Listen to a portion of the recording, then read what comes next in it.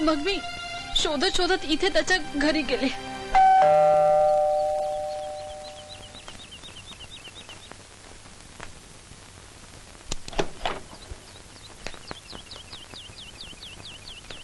तू तू इथे का आलीस? आणि हे पोर? अच्छा, म्हणजे शेवटी तू तुझ्या मनासारखंच केलंस. मनासारखं सूरज? अरे अरे जीवाला धोका होता रे माझ्या. मला या बाळाला जन्म देण्यावाचून काही पर्यायच नव्हता.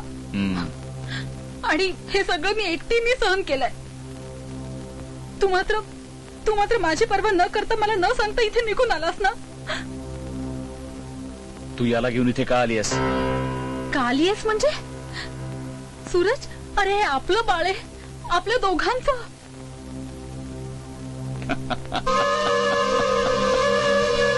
कोणाचंही पाप माझ्या माथी मारू नको तू.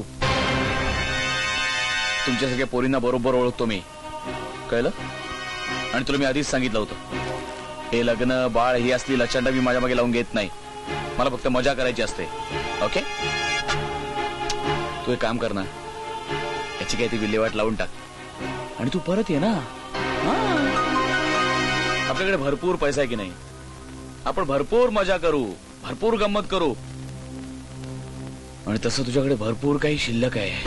सूरज, लाज नाही वाटत तुला? अरे शरम वाटली पाहिजे तुला.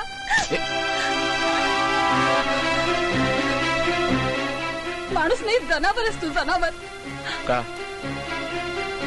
तुझ्या सगळं तुझ्या या पापाला स्वीकारलं नाही म्हणून? चल निघून. सूरज, तू जर या बाळाला पाप म्हणत असशील ना, तर या पापात तुझं सुद्धा तेवढाच वाटा आहे. देव जागा आहे, बघतो सगळं वरून.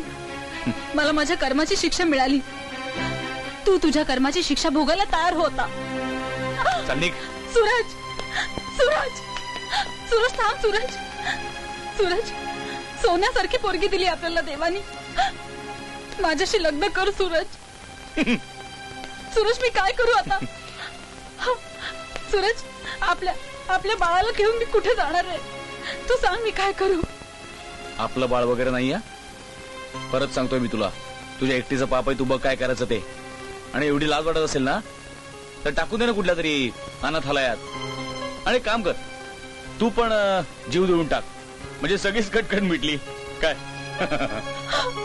सूरज प्लीज, सूरज मला सोडून जाऊ नकोस रे, मी तुझ्या पाया पडते. सूरज, सूरज मला सोडू नको. सूरज,